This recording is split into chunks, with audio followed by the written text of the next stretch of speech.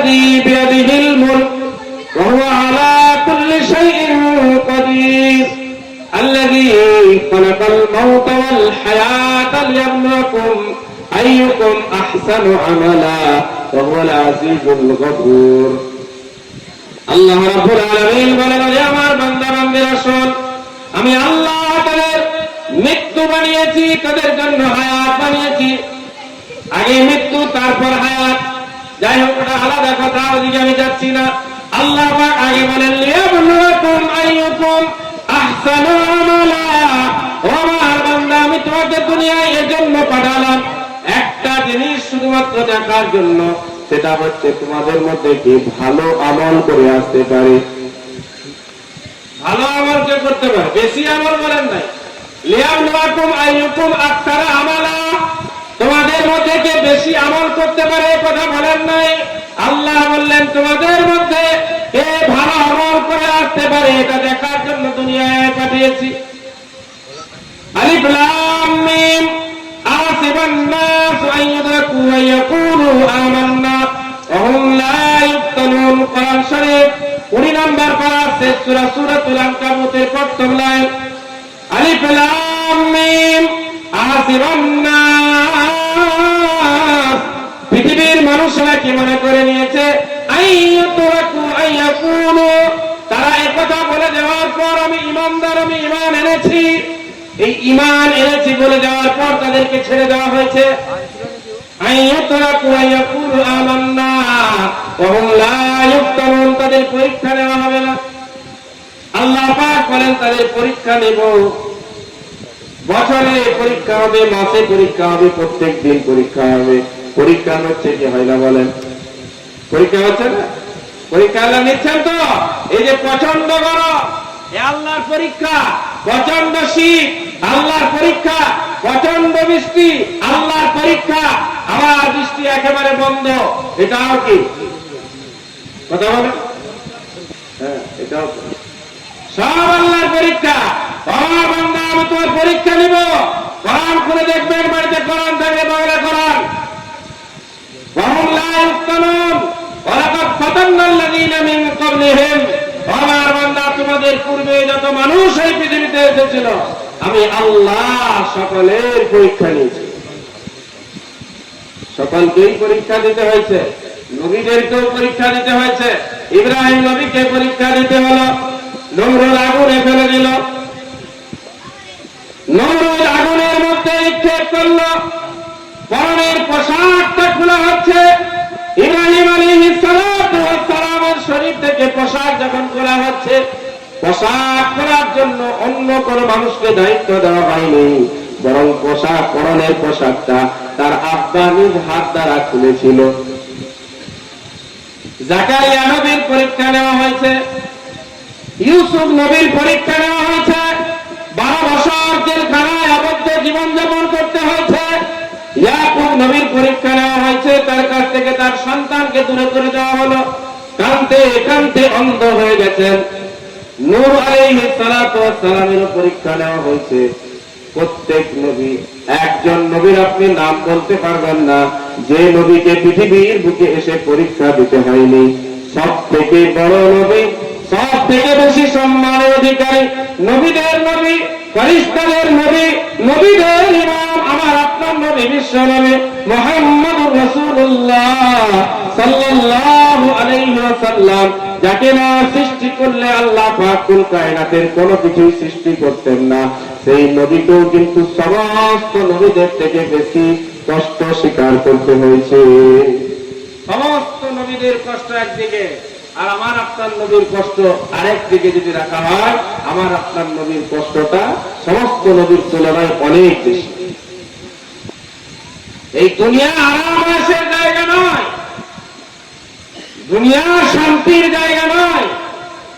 দুনিয়া খাও দাও মौज मस्ती করো ঘুমাও, এই জায়গা নয়। ঘুমানোর জায়গা হবে কবর, ঘুমানোর জায়গা হলো মুসলমানের জন্য কবর। ওই কবরে যখন যাব তখন শান্তির সাথে ঘুমাবো। কিভাবে? একজন নেককার মানুষ, তার যখন ইন্তেকাল হয়ে যায়, কবরস্থ করে দেওয়া হয়, তার কাছে আল্লাহ রাব্বুল আলামিন ফেরেশতা পাঠিয়ে দেন। আল্লাহ পাক জারি করে আমার ফেরেশতা, আমার এই বান্দার জন্য আফরিসুল জান্নাহ, জান্নাতের বিছানা তার কবরের মধ্যে বিছিয়ে দাও। ওয়াফতাহু লাহু বাবান মিনাল জান্নাহ, আমার এই বান্দার জন্য জান্নাতের একটা খিড়কি খুলে দাও। জান্নাতের খিড়কি থেকে সুগন্ধি হাওয়া তার কবরের মধ্যে আসতে থাকবে। এখানেই শেষ নয়, আল্লাহ পাক বলেন আমার ফেরেশতারা আমার এই বান্দাকে বলে দাও, নাম তানামিল আরুস, ও আল্লাহর বান্দা, তুমি নববধূ যেভাবে ঘুমায়, দুশ্চিন্তা মুক্ত হয়ে ঘুমায়, নববধূ যখন বাসর রাত্রিতে বাসর ঘরে যায়, তার মনের মধ্যে একটা কথা কিন্তু বদ্ধমূল হয়ে যায়, আজকে আমাকে কেউ ডিস্টার্ব করতে আসবে না, আজকে আমার এই বেডরুমে শুধু একজন আসবেন যার সাথে আমার বিবাহ হয়েছে। ও আল্লাহর বান্দা, তুমি ঘুমিয়ে যাও, নাম তানামিল আরুস, তুমিও ঘুমিয়ে যাও নববধূর মতো। কাল কিয়ামতের দিন তোমাকে আল্লাহ রাব্বুল আলামিন উঠাবেন, তার পূর্বে তোমাকে কেউ কষ্ট দিতে আসবে না। ও মুসলমান যুবক ভাইরা, বুড়ো বাবারা, পর্দার অন্তরালে আমার শ্রদ্ধেয় আমার বোনেরা, এই পৃথিবীর জীবনটা কিন্তু আমার আপনার জন্য সুখের জীবন নয়, শান্তির জীবন নয়। এখানে শান্তি পেলাম, সুখ পেলাম, 60-70 বছরের জীবন, 50 আলফা সানা, কিয়ামতের একটা দিন হবে 50,000 বছর সমান। 50 আলফা সানা, কিয়ামতের একটা দিন হবে 50,000 বছর সমান। ওই 50,000 বছর যদি আমার আপনার জীবন, 60 বছরের জীবনটা কিয়ামতের একটা দিনের তুলনায় কিন্তু কয়েক সেকেন্ডের মাত্র জীবন। এই কয়েক সেকেন্ডের জীবনে কিন্তু আমি আপনি মনে করেছি যা করার এখানে করে নিতে হবে, মরার পরে কি হবে কে দেখে এসছে। কিন্তু জলসায় 25,000 টাকাও দিয়ে বিশ্বাস নাই যে একদিন মরব। সাহাবারা মদ হারাম হারাম, সাহাবায়ে কেরামদের তারা মদ পান করতেন, আমাদের মতো এক গ্লাস আর এক বোতল নয়, কলসি কলসি। আমাদের ঘরে এত পানি রাখা থাকে না, যত মদ রাখা থাকতো তাদের বাড়িতে, যখন মদ ছিল হালাল। হঠাৎ করে একদিন হারাম হয়, আস্তে আস্তে আস্তে করে মদ গেলে এই খারাপই আছে, আবার উপকারও আছে। আল্লাহ পাক বুঝিয়ে বুঝিয়ে অবশেষে হযরত ওমর রাদিয়াল্লাহু তাআলা বললেন, আল্লাহ, মদটা যদি হারাম হতো ভালো হতো। আল্লাহ পাক কোরআন নাযিল করলেন, আজ থেকে তোমাদের উপর মদ হারাম করে দেব, মদ ছেড়ে দাও, পরহেজ করো। সাহাবায়ে কেরাম সঙ্গে সঙ্গে ছেড়ে দিয়েছেন। হাদিসের মধ্যে পাওয়া যায় যে সাহাবা কিছুক্ষণ আগে পান করেছিলেন, গলার মধ্যে আঙুল ভরে বমি করে বের করে এক কলসি হয়ে গেছে। তো সাহাবা বলছে, এটাও নিয়ে যাও, বাইরে ফেলে দিয়ে এসো। মদ আল্লাহর নবীর জমানে আল্লাহ হারাম করে দিয়েছে। আজ থেকে মদ হাত লাগানো যাবে। 1400 বছর পেরিয়ে গেল, ঘরে ঘরে আলেম, গ্রামে গ্রামে আলেম, মসজিদে আলেম, হাফেজ মাওলানায় চলছিল না, মুফতি পর্যন্ত ইমাম বানিয়ে দিল। তারপরেও সমাজ কি বলছে, আমরা মদ খাইনি, গাঁজা আছে না নাই, বাড়ছে না কমছে, বাড়ছে না কমছে। এই মুসলমানকে আল্লাহ টাকা কম দিয়েছে। আমার মনে হয় মুসলমানের কাছে আল্লাহ যদি অগাধ টাকা পয়সা দিতেন, সবগুলো মদ খরচ। দেখেন নাই আপনি গবেষণা করুন এলাকাকে নিয়ে, দেখবেন যেখানে মানুষের কাছে সম্পদের প্রাচুর্য, সেখানে গুনার কাজ বেশি, মদখোর বেশি, জেনাখোর বেশি, লটারি জুয়া বেশি, টাকা দিয়েছে। মুসলমান ভাইয়েরা, টাকা দেনেওয়ালা আল্লাহ, লেনেওয়ালা ওই যে মাতব্বরি করছিল, কি বলেন নাম বলেন, দুবাই, কি মাতব্বর, কোটি কোটি টাকার গাড়ি বাড়ি, কি বালাখানা, অট্টালিকা, টাকা পয়সা শেষ। সামান্য ভাত নিয়ে একটা উটকে জবাই করে, গোটা উটকে রান্না করে একটু খেয়ে বাকি ফেলে দিচ্ছে। কি সব দিয়েছিল আল্লাহ, কি দেয়, সব দিয়েছে। হ্যাঁ, বেশি মাতব্বরির ফলে কি হলো, সব ডুবিয়ে দিয়েছে। 50 কোটি টাকার গাড়ি, পুরো গাড়িটার ভিতরে মাটি ভর্তি হয়েছে। দেনেওয়ালা আল্লাহ, লেনেওয়ালা রাব্বিকা লাশাদীদ। আমার বান্দা, আমার আযাব কিন্তু কঠিন। আমি যখন ছাড় দিই কিছুদিনের জন্য, ছেড়ে দিই না, ছাড় দিয়ে আমি সামান্য সময় তোমাকে দিই, তারপরে আমার একটা রোগ তোমাকে আমি দিব, যে রোগ থেকে তুমি আর ঘুরে দাঁড়াতে পারবে না। ক্যান্সারের হাসপাতালে যান, দেখবেন, দেখে মনে হবে পৃথিবীর সব মানুষের ক্যান্সার হয়ে গেছে। চোখের হাসপাতালে যান, দেখবেন মনে হবে পৃথিবীর সব মানুষ অন্ধ হয়ে গেছে, সব মানুষের চোখের পাওয়ার কমে গেছে, চশমাবিহীন কেউ জীবন যাপন করতে পারছে না। মুসলমান ভাইরা আমার, যুবক জওয়ান ভাইরা, আল্লাহ রাব্বুল আলামিন সামান্য সময় দিয়ে পৃথিবীতে পাঠিয়েছেন, কিসের জন্য পাঠালেন? কথা বলেন, কিসের জন্য? এই তো বলে যাচ্ছে, কিসের? আমল করার জন্য। আমল করার জন্য আল্লাহ পাঠিয়েছেন। মান আমিলা সালিহাম মিন যাকারিন আও উনসা ওয়া হুয়া মুমিন, মান আমিলা সালিহাম মিন যাকারিন আও উনসা ওয়া হুয়া মুমিন ফালানুহইয়ান্নাহু হায়াতান তাইয়্যিবা। ও আমার বান্দা বান্দিরা শোনো, ছেলে হও আর মেয়ে হও, ছেলে মেয়ে উভয় আল্লাহর বান্দা। আল্লাহ উভয়কে বলছেন, শোনো, মিন যাকারিন আও উনসা ওয়া হুয়া মুমিন, যদি তুমি মুমিন হতে পারো, ইমানের অবস্থায় আমল করতে পারো, মান আমিলা সালিহা, ইমানের অবস্থায় আমল করতে পারো। ইমানের আল্লাহ পাক শর্ত লাগিয়ে দিয়েছেন, কারণ আমল তো অনেক মানুষ করে। একবারে মদ দেখবেন দাড়ি পর্যন্ত ঠেকে গেছে, মদ পানি খেলে পুতা মেরে একবারে সরিয়ে পানি খেতে হয়, আছে না এরকম লোক? হ্যাঁ, চুল দাড়ি একেবারে কাটে নাই, চুল কোমর পর্যন্ত চলে গেছে, দাড়ি নাভি বেরিয়ে গেছে, সব সময় হাতের মধ্যে একটা ঝুনুক নিয়ে রেখেছে, হ্যাঁ, হাতের মধ্যে একটা লাঠি নিয়ে রেখেছে। তাকে আপনি জিজ্ঞাসা করুন, ভাই তুই নিজের এই অবস্থা কেন করেছিস? সে কি বলবে? সে কি বলবে? আল্লাহ পাওয়ার জন্য, ভগবান পাওয়ার জন্য। বলে কি বলেন? আল্লাহকে পাওয়ার জন্য আমি আমার এই অবস্থা বানিয়েছি। প্রত্যেকটা মানুষকে আপনি জিজ্ঞাসা করুন, একটা পীর সাহেবের কবরকে ঘিরে বসে আছে কয়েকজন মানুষ, 50 পিস চাদর পীর সাহেবকে উইয়ে দিয়েছে। এই গরমে উঠে গেল, শীতকালে প্রয়োজন ছিল, গ্রীষ্মকালে কি প্রয়োজন? যখন মনে করবেন গ্রীষ্মকালে কোন প্রয়োজন নেই, আছে প্রয়োজন, এখন তো একটা ফ্যান লাগানোর প্রয়োজন ছিল।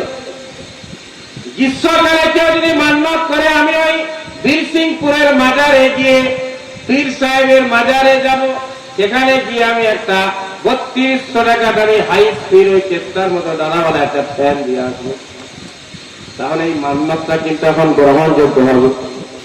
গ্রীষ্মকালে আপনি যদি বলেন একটা চাদর চড়াবো, পীর সাহেব বলবে আয় তুমি জুতায় করে মারবো।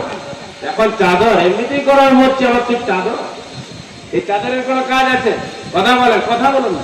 চাদরের কোনো কাজ নেই। এখন আপনাকে মান্যত করতে গেলে একটা ফ্যান দিতে হবে। যাই হোক, এসব বাজে জিনিস, কোনো উপকার নাই। মান্যত করে যদি উপকার হতো, মান্যত করে যদি উপকার হতো, হযরত ফাতিমা আয-জাহরা রাদিয়াল্লাহু তাআলা আনহা 3 দিন রোজা রাখবেন, এই মান্যত তিনি করতেন না। কোরআন শরীফ খুলুন, 29 নাম্বার পারা, সূরাতুদ দাহর, দ্বিতীয় নাম সূরাতুল ইনসান। এই সূরার মধ্যে আল্লাহ হযরত ফাতিমার এই ঘটনা কিয়ামত পর্যন্ত লিখে দিয়েছেন। যেই আসে পড়বে, ফাতিমার সন্তানের শরীর অসুস্থ হয়েছিল, তিনিও মান্যত করেছিলেন, এই মান্যত আমার সন্তানের শরীরে অসুস্থতা দূর হয়ে গেলে আল্লাহ আমি 3টা রোজা রাখবো। 3 দিন রোজা রেখেছিলেন। আর আমি আপনি মনে করি যে এটা তো সহজ, ওই মাঘ মাসের না পৌষ মাসের প্রথম বৃহস্পতিবারে আল্লাহ তোমার পীরের মাজারে গিয়ে একটা মোরগ দিয়ে আসবো, তাকে 1 বাটি দিব, গোটাটাই আমরা খেয়ে চলে আসবো। কি বলছো? তো ওকে আপনি জিজ্ঞাসা করুন, ভাই তোর নামাজ নাই, রোজা নাই, হজ নাই, যাকাত নাই, আল্লাহ নাই, আল্লাহর ঘরের সাথে কোনো পরিচয় নাই, তুই এই পীরের মাজার ধরে কেন বসে আছিস? সে বলে আল্লাহ পাওয়ার জন্য। আবার কিছু বেরিয়েছে, ওরা বলছে ওই হাঁসের মতো পিছনটা উঁচু করে লাগিয়ে হবে, নামাজ টামাজ পড়ার কোনো প্রয়োজন নেই। হ্যাঁ, ওরা আবার কোরআন পড়ে দলিল দেবে, কোরআন পড়ে দলিল দেবে। আল্লাহ কোরআনে বলেছেন সূরাতুন নিসা 5 নম্বর পারা, ইয়া আইয়ুহাল্লাযীনা আমানু লা তাকরাবুস সালাহ। এই তো আল্লাহ নিজেই বললেন, ও পৃথিবীর মুমিনেরা তোমরা নামাজ পড়ো না। আগের আয়াত পড়বে না, আগে কি বলেছে? যখন মজলুম অবস্থায় থাকবে তখন নামাজের ধারে কাছে যেও না।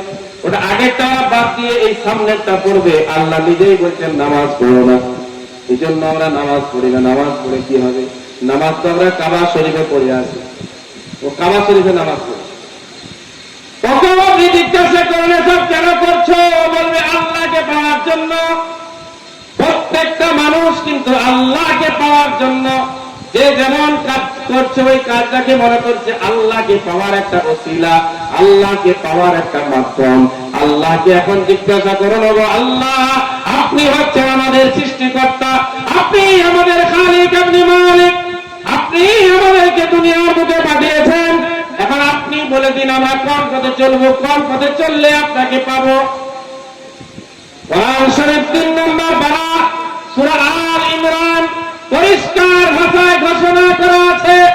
আল্লাহ রাব্বুল আলামিন পরিষ্কার ভাষায় ঘোষণা করে দিয়েছেন। যদিও আয়াতটার তরজমা তাফসীর কিছু বক্তা ভুল করে থাকে, কিছু বক্তা এই আয়াতের তাফসীর কিন্তু ভুল করে। আয়াতটা পরিচিত আয়াত, সকলেরই শোনা আয়াত। কি? কুল ইন কুনতুম তুহিব্বুনাল্লাহ। ওগো নবী, আপনি পৃথিবীর অধিবাসীদেরকে জানিয়ে দিন, পৃথিবীর মানুষকে জানিয়ে দিন, ইন কুনতুম তুহিব্বুনাল্লাহ, তারা যদি আল্লাহর ভালোবাসা পেতে চায়। কার ভালোবাসা? কথা বলেন, কার ভালোবাসা? আল্লাহর ভালোবাসা। আল্লাহকে ভালোবাসতে হবে কি হবে না? বলেন, কথা বলেন, আল্লাহকে ভালোবাসতে হবে কি হবে না? আল্লাহকে ভালোবাসতে হবে। মুমিন মুসলমান আল্লাহকে সব থেকে বেশি ভালোবাসে। কোরআন শরীফ 2 নম্বর পারা আল্লাহ ঘোষণা করেন, ওয়াল্লাযীনা আমানু আশাদ্দু হুব্বান লিল্লাহ। যারা ঈমানদার তারা আল্লাহকে সব থেকে বেশি ভালোবাসে। একজন মুমিন মুসলমান আল্লাহকে ভালোবাসে। আল্লাহ পাক বলেন, ও পৃথিবীর মানুষেরা শোনো, তোমরা যদি আল্লাহর ভালোবাসা পেতে চাও, আল্লাহর ভালোবাসা পেতে চাও, তাহলে একটা কাজ তোমরা করো। সেই কাজটা কি? কাজটা হচ্ছে ফাত্তাবিউনি ইউহিব্বুকুমুল্লাহ। ও পৃথিবীর মানুষেরা, তোমরা আমার রাসূলের আনুগত্য করো, আমার রাসূলের অনুসরণ করো। এখানে তরজমা ভুল করে দেয়। আল্লাহ বলে যদি আল্লাহর ভালোবাসা পেতে চাও নবীকে ভালোবাসো। নবীকে ভালোবাসার কথা এই আয়াতে নেই। নবীকে ভালোবাসতে আল্লাহ এই আয়াতে বলেন নাই, এখানে নবীকে অনুসরণ করতে বললেন। আমার নবী যেভাবে জীবনযাপন করেছেন তুমি সেইভাবে জীবনযাপন করো। আমার নবী যেভাবে বলেছেন তুমি বলো। আমার নবী যেভাবে খেয়েছেন তুমি খাও। আমার আপনার নবী সাল্লাল্লাহু আলাইহি ওয়াসাল্লাম শেষ নবী, শ্রেষ্ঠ নবী। কোরআন হচ্ছে শেষ কিতাব, শ্রেষ্ঠ কিতাব। না কোরআনের পর কোন কিতাব আর পৃথিবীতে আসবে, আর না আমার আপনার নবীর পর কোন নবী পৃথিবীতে আসবেন। অতএব কারণে আল্লাহ রাব্বুল আলামিন কিয়ামত পর্যন্ত মানুষের যাবতীয় প্রয়োজনের কথা আল্লাহ কোরআনের মধ্যে লিপিবদ্ধ করেছেন। এবং বিশ্ব নবী মুহাম্মদুর রাসূলুল্লাহ সাল্লাল্লাহু আলাইহি ওয়াসাল্লামকে আল্লাহ রাব্বুল আলামিন আমার আপনার জন্য আইডিয়াল মডেল করে পাঠিয়েছেন। লাকাদ কানা লাকুম ফি রাসূলিল্লাহি উসওয়াতুন হাসানাহ। আমি আমার রাসূলকে তোমাদের জন্য তার জীবনীতে তোমাদের জন্য আমি রেখেছি উত্তম আদর্শ, উসওয়ায়ে হাসানা। একজন মুচি তার জন্য আমার নবীর জীবনের মধ্যে আদর্শ আছে। একজন চাষি তার জন্য আদর্শ আছে। একজন ব্যবসায়ী তার জন্য আদর্শ আছে। একজন বিবাহিত পুরুষ তার জন্য আমার নবীর জীবনীতে আদর্শ আছে। আমি মাথা আঁচড়াবো কি করে নবীজি বলে গেছেন, কাপড় পরবো কিভাবে নবীজি বলে গেছেন, আমার লুঙ্গি পায়জামাটা কি অবস্থায় থাকবে সেটাও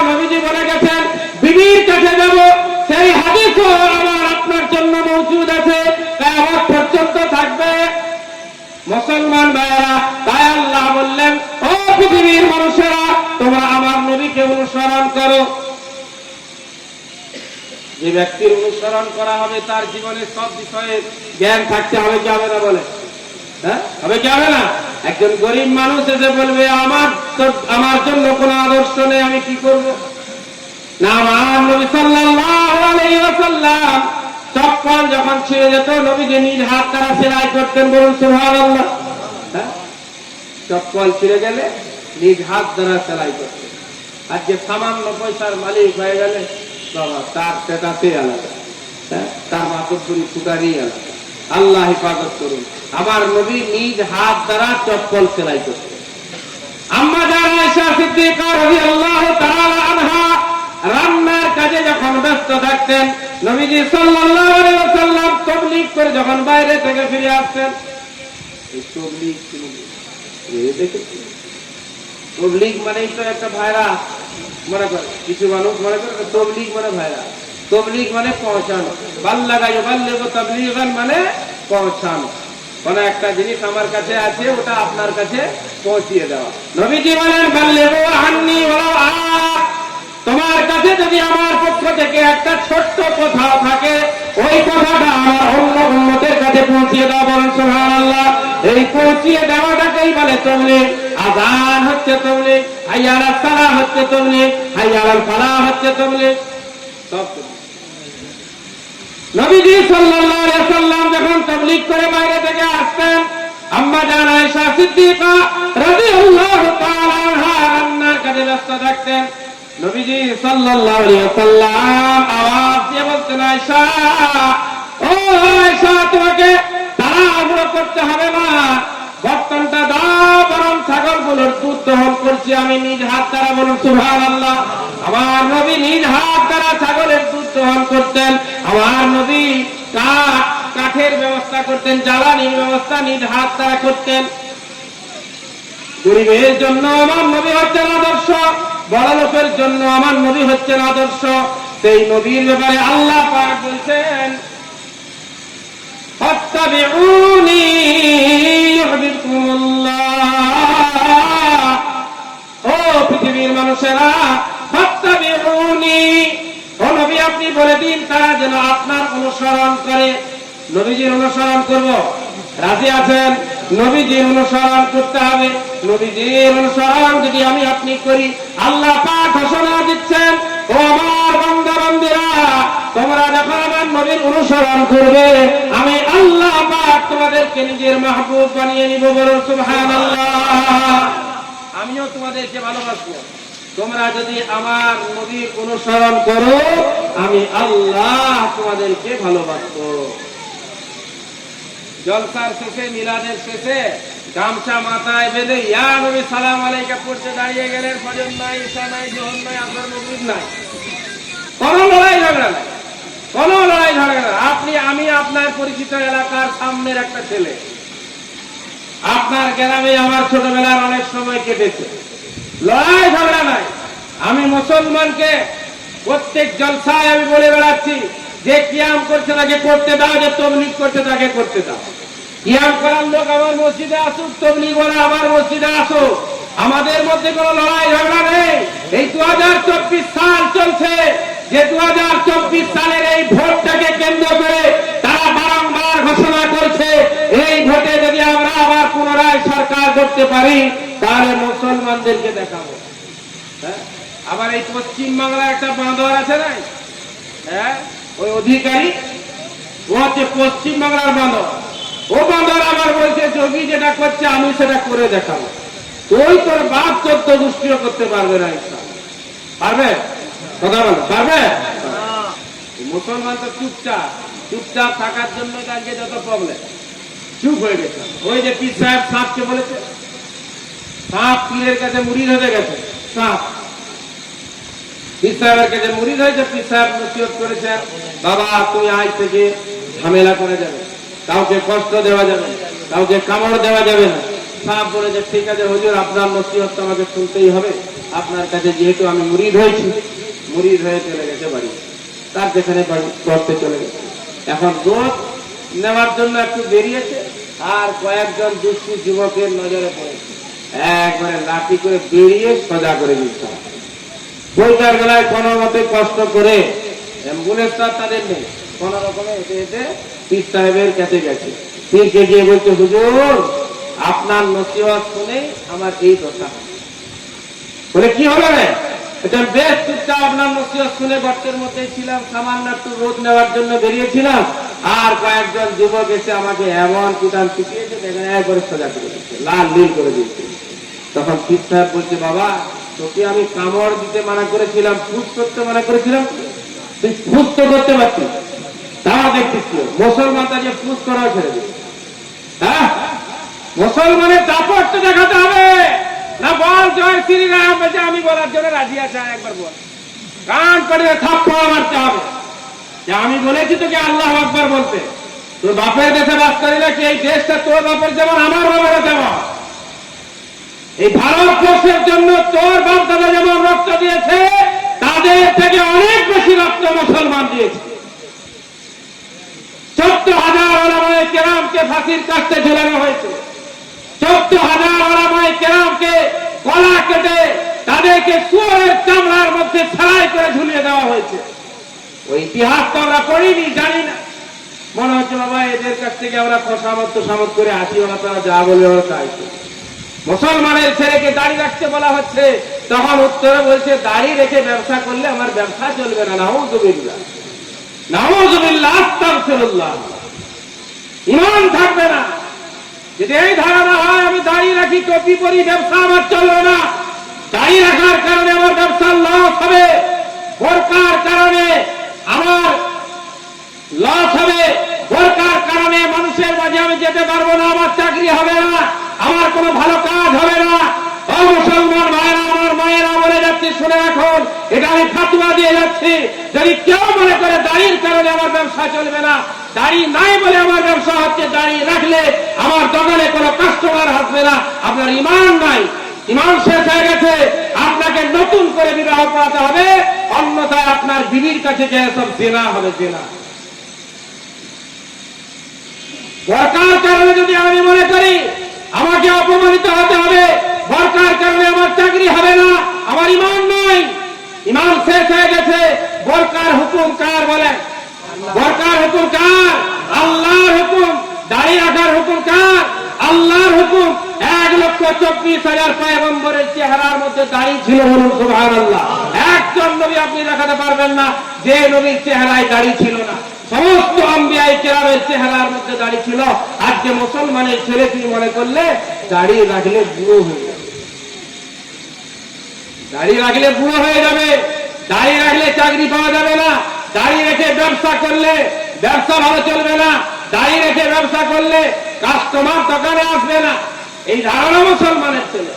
মুসলমান ভাইরা, আমার চাচা, মুরব্বী বাবারা, যে কথা আমি বলছিলাম যে কেউ আপনি করছেন করুন, আমি তবলিগ করি আমাকে করতে দিন, না আমার পেছনে আপনার লাগার প্রয়োজন আছে, না আপনার পেছনে আমি লাগবো, না আমার ব্যাপারে আপনার ফতোয়া দেওয়ার প্রয়োজন আছে। কিছু বর্তমান সময়ে বক্তা বেরিয়েছে যারা শুধুমাত্র বেশি ভিউ পাওয়ার জন্য কখনো বলে দিচ্ছে কিয়াম হারাম, কখনো কেউ বলে দিচ্ছে তবলিগ হারাম, কখনো বলে যে এই হারাম সে হারাম, এই হারাম আর হালালের ফতোয়া দেওয়া হচ্ছে মসজিদে আর এই জলসার মাইকে।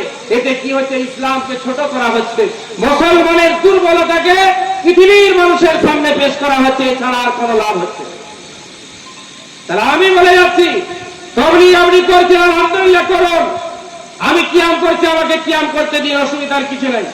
আমাকে নিয়ে আপনার মতো করার প্রয়োজন নাই, আপনাকে নিয়ে আমি কিছু বলতে যাব, আপনার ওটা ভালো লাগবে বলে মুসলমান সমাজকে কেন বিভক্ত করবো? মুসলমান সমাজের মধ্যে কেন ডিভাইড সৃষ্টি করবো? মুসলমান সমাজ আজকে মারামারি করে একদল মসজিদ বানিয়ে নিয়েছে আলাদা, বলছে এটা আমাদের মসজিদ, ওরা বলছে এটা ওটা তাদের মসজিদ।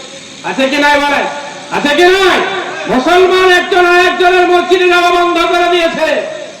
তো মুসলমান ভাইরা, আমি যে কথা বলছিলাম, এই ভারতবর্ষের স্বাধীনতার জন্য তুমি রক্ত দিয়েছো মন মন, মুসলমান রক্ত দিয়েছে টন টন। তাই মুফতি মাহমুদ মৌলভী সাহেব, জমিয়তে উলামায়ে হিন্দের যিনি সর্বভারতীয় সভাপতি, উনি বলেন আমরা ভারতবর্ষের বাসিন্দা বাই চান্স নয়, বরং আমরা হচ্ছি ভারতবর্ষের বাসিন্দা বাই চয়েস। আমরা ভারতবর্ষকে বসবাস করার জন্য বেছে নিয়েছি, তোমাদের অবদান নয়। অতএব আমরা এখানে সেকেন্ড ক্লাস নাগরিক নয়। তোমরাও যদি ফার্স্ট ক্লাস, আমরাও হচ্ছি ফার্স্ট ক্লাস। তুমি তোমার ধর্ম করো, আমি আমার ধর্ম করব। লাকুম দীনুকুম ওয়ালিয়া দীন। কোরআন শিখিয়েছে তোমার জন্য তোমার ধর্ম, আমার জন্য আমার ধর্ম। কোরআন খুলুন 7 নম্বর পারা, আল্লাহ নিজে ঘোষণা করেন, ওয়ালা তাসুবুল্লাযীনা ইয়াদউনা মিন দুনিল্লাহ ফায়াসুবুল্লাহ আদওয়ান বিগাইরি ইলম। ও পৃথিবীর মুসলমানেরা শোনো, তোমরা গায়ের কম কাফের হিন্দু ভাইদের মূর্তিদেরকে দেবদেবীদেরকে গালি দিও না, অন্যথায় তোমার গালি দেওয়ার কারণে তারাও আল্লাহকে গালি দিবে। আর আল্লাহকে গালি দেওয়ার কারণটা কিন্তু তুমি হবে, গুনাহটা তোমারই হবে। কোরআন শরীফ শেষ পৃষ্ঠা 20 নম্বর পৃষ্ঠা একবারে মাঝখানে আয়াত, সূরাতুল আনআম। কোরআন খুলে দেখুন, কোরআন কিন্তু মুসলমান আর হিন্দু শিক্ষা দেয়নি। কোরআন পরিষ্কার বলে যে তোমার জন্য তোমার দিন, আমার জন্য আমার দিন। নবীজিকে কাফেররা এসে বলল, আপনি আমাদের ধর্ম একদিন পালন করুন, হ্যাঁ, আর আমরা আপনার ধর্ম একদিন পালন করব। আল্লাহ পরিষ্কার বললেন, না, লাকুম দীনুকুম ওয়ালিয়া দীন। বলে দিন আপনি, তোমাদের জন্য তোমাদের দিন আর আমার জন্য আমার।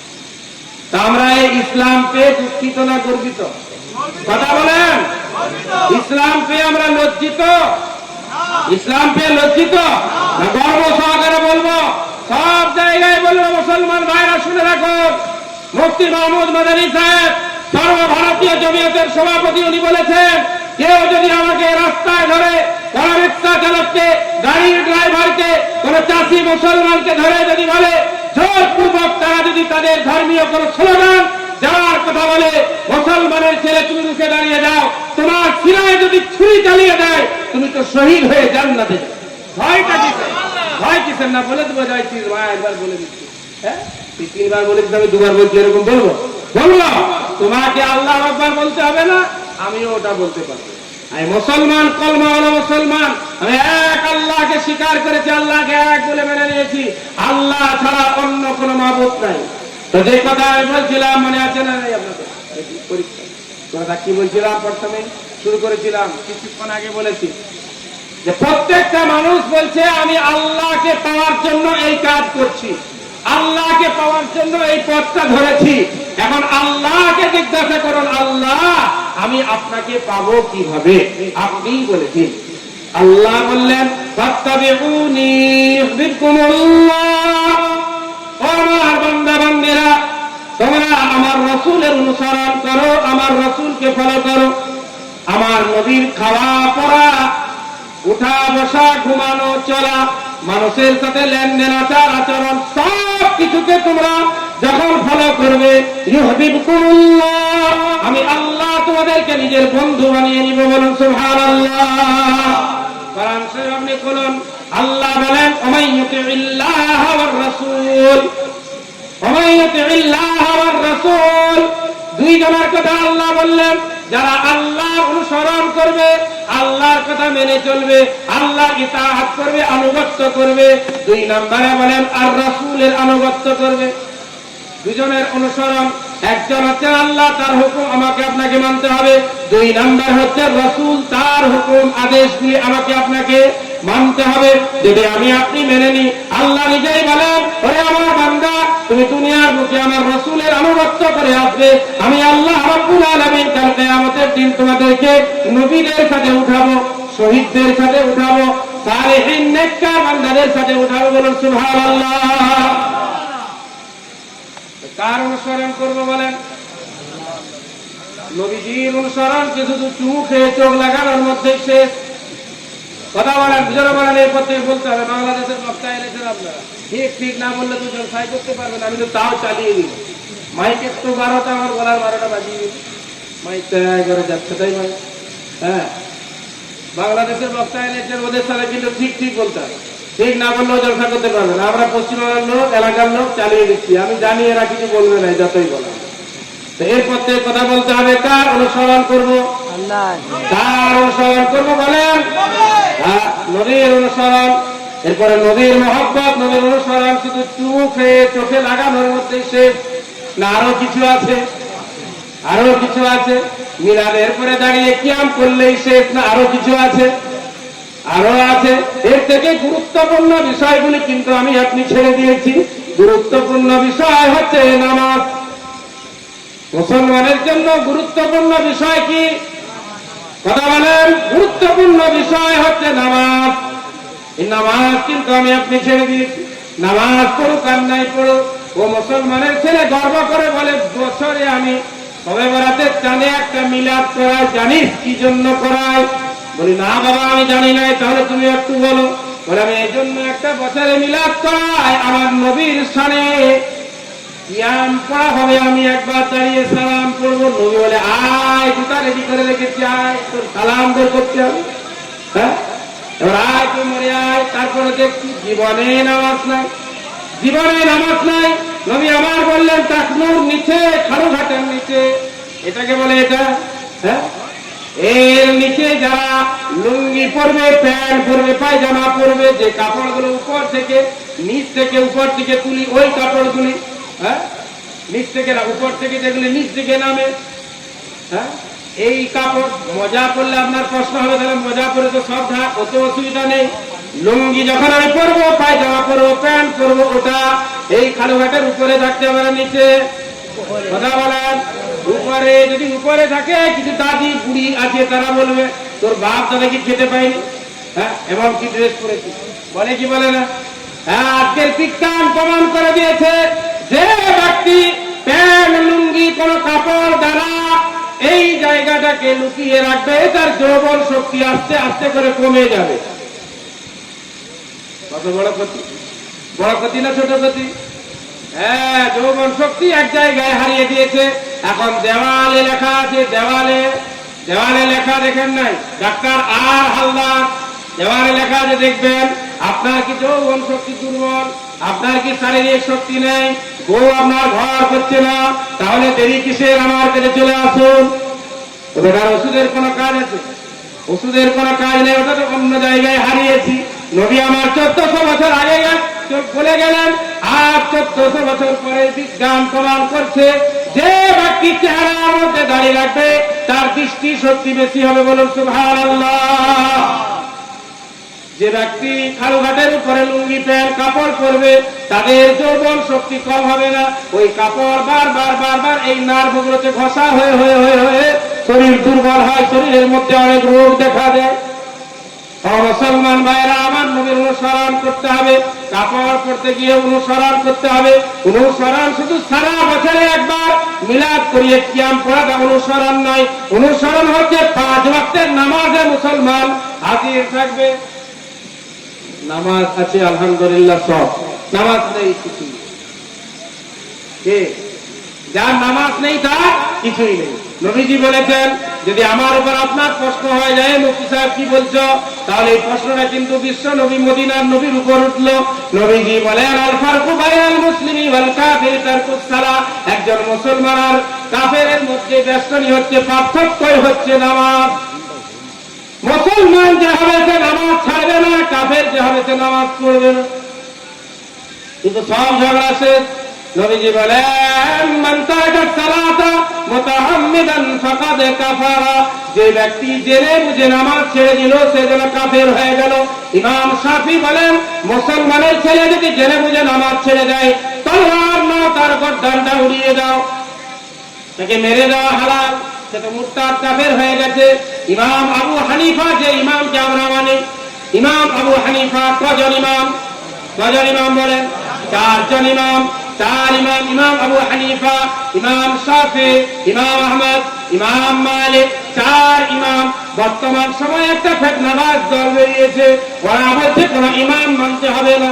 কেউ বুকে হাত বাঁধছে, কেউ এখানে বাঁধছে, আবার কদিন পরে দেখবেন মাথার উপরে বাঁধবে। হ্যাঁ, মাথার উপরে বাঁধবে। নারে তাকবীর, নারে তাকবীর, মৌলানা হুসাইন কাসেমী। মুসলমান ভাইরা আমার, ওই একটা দল বেরিয়েছে, ওরা বলছে আমরা কোন ইমাম মানি না। ইউটিউব থেকে পাগল হয়ে গেছে, ইউটিউব থেকে পাগল। নামাজের মধ্যে আপনি হাত ছেড়ে নামাজ পড়লেও নামাজ হবে। নামাজ হবে কি হবে না বলেন? টুপি পড়লেও নামাজ হবে, না পড়লেও নামাজ হবে। বুকে হাত বাঁধলেও নামাজ হবে। বুকে নয়, বুকের নিচে, নাভির উপরে। ইমাম শাফি বলেন নাভির উপরে। ইমাম আবু হানিফা বলেন নাভির উপরে নয়, বরং নাভির নিচে হাত বাঁধাটা হচ্ছে উত্তম। আমরা ইমাম আবু হানিফাকে ফলো করি, কাজেই আমরা হাতটা নাভির নিচে বাঁধি। এটা মারামারির বিষয় নয়, লড়াইয়ের বিষয় নয়। যাই হোক, 4 জন ইমাম, কজন ইমাম? 4 ইমাম। ইমাম আবু হানিফা বলেন হত্যা করতে হবে না, গর্দান উড়িয়ে দিতে হবে না, বরং তাকে জেলখানার মধ্যে বন্দী করে দাও। জেলখানায় বন্দী করো। যে নামাজ ছাড়বে তাকে জেলখানায় বন্দী করে দাও। যে কদিন জেলখানায় থাকবে, যদি তওবা করে ছাড়বে, তওবা না করলে ছাড়া যাবে না। মুসলমান ভাইরা, যাই হোক, আর একটা আমি হাদিস পড়েছি, নবীজি সাল্লাল্লাহু আলাইহি সাল্লামের কাছে একজন দেহাতি এসে প্রশ্ন করলো। ওই যে আমি বলছিলাম, এদিকে আমার দিকে তাকান, বলছিলাম না বীরসিংপুরের মাজারে আপনি গিয়ে গরমকালে একটা ফ্যান দিবেন, মান্নত করবেন। গ্রীষ্মকালে হুজুর আপনার দরবারে একটা ফ্যান দিয়ে মান্নত করবেন। গ্রীষ্মকালে একটা ফ্যান দিলাম, শীতকালে না হয় চাদর দিব। এটা আপনি বলবেন চাবলা থেকে এসে তুমি এত বড় কথা বলে দিয়ে গেলে। যদি মনে করেন চাবলা থেকে এসে এত বড় কথা বললে, তাহলে এই প্রশ্নের আঙুলটা কিন্তু নবীজির দিকে উঠবে। মনে রাখতে, নবীজি সাল্লাল্লাহু আলাইহি সাল্লামের কাছে একজন দেহাতি ব্যক্তি এলো। দেহাতি পাড়া গ্রামের মানুষ। পাড়া গ্রামের মানুষ এসে নবীজিকে জিজ্ঞাসা করলো, আল মুজিবাতান, ও নবীজি দয়া করে একটু বলে দিন, দুটি ওয়াজিব করনেওয়ালা জিনিস কি? দুটি ওয়াজিবকারী জিনিস কি? দয়া করে একটু বলে দিন। দুটি এমন জিনিস বলে দিন যে দুটি জিনিস ওয়াজিব করে দিবে। নবীজি সাল্লাল্লাহু আলাইহি ওয়াসাল্লাম বললেন, মাম্মাতা লা ইউশরিক বিল্লাহি শাইআ দাখালাল জান্নাহ। যে ব্যক্তি এই অবস্থায় মৃত্যুবরণ করবে, আল্লাহর সাথে কাউকে শিরিক করবে না, আল্লাহর সাথে শিরিক না করেই যদি মৃত্যুবরণ করে, নবীজি বলেন দাখালাল জান্নাহ, ওই ব্যক্তি জান্নাতে দাখিল হয়। বলেন সুবহানাল্লাহ। 2 নম্বরে নবীজি বলেন, ওমান মাতা ইউশরিক বিহি শাইআ দাখালান নার। আর যে ব্যক্তি এই অবস্থায় মৃত্যুবরণ করবে, আল্লাহর সাথে শিরিক করেছে, যে শক্তি আল্লাহর আছে ওই শক্তি অন্য কারো আছে যদি মনে করে, এই অবস্থায় যদি তার মৃত্যু হয়, নবীজি বলেন দাখালান নার।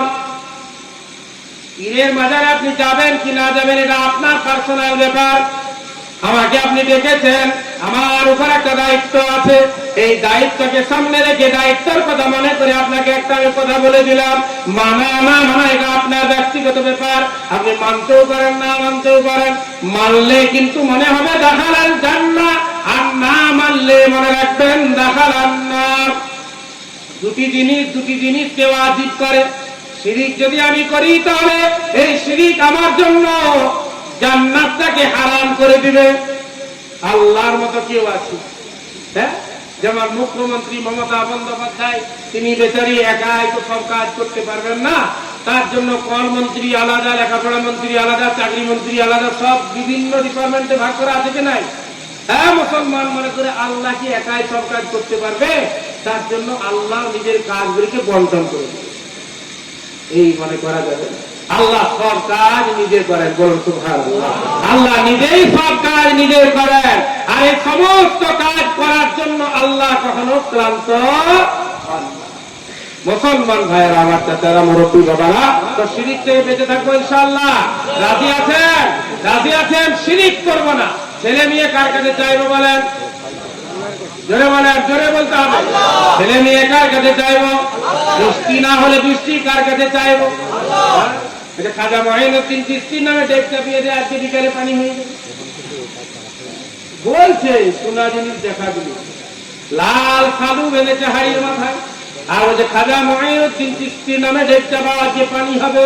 আর আল্লাহর কোরআনকে আপনি জিজ্ঞাসা করেন, পরিষ্কার ভাষায় ঘোষণা করেছেন, ইন্নাল্লাহা ইনদাহু ইলমুস সাআহ ওয়া ইউনাজ্জিলুল গায়ব। আল্লাহ জানেন কখন পানি হবে না হবে।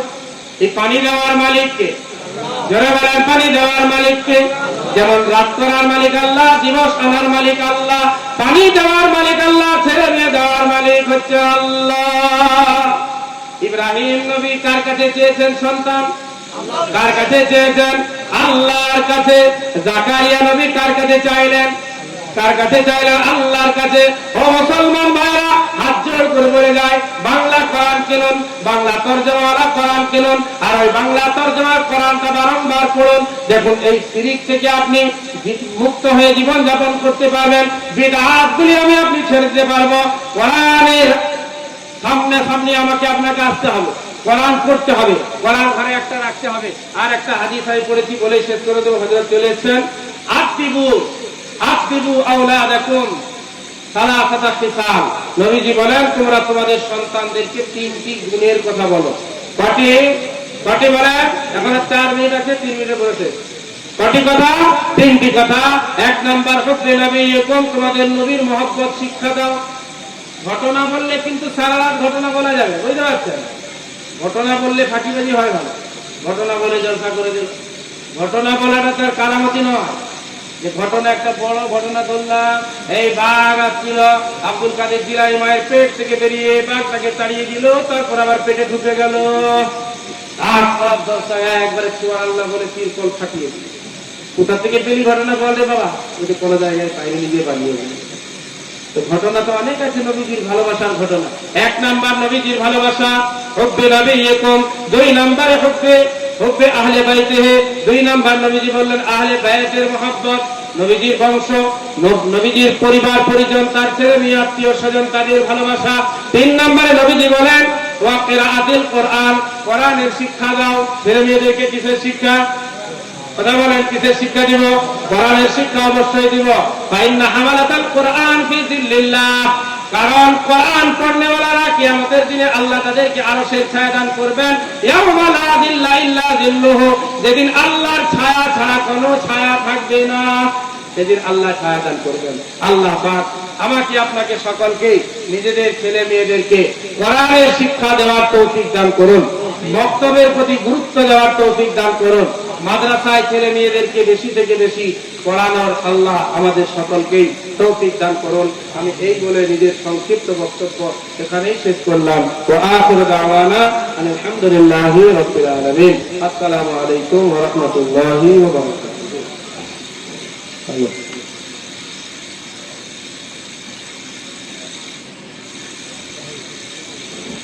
আমাদের আসল ভাই আমাদের হুজুরকে ফুলের তোড়া দিয়ে সম্মান জানাবেন।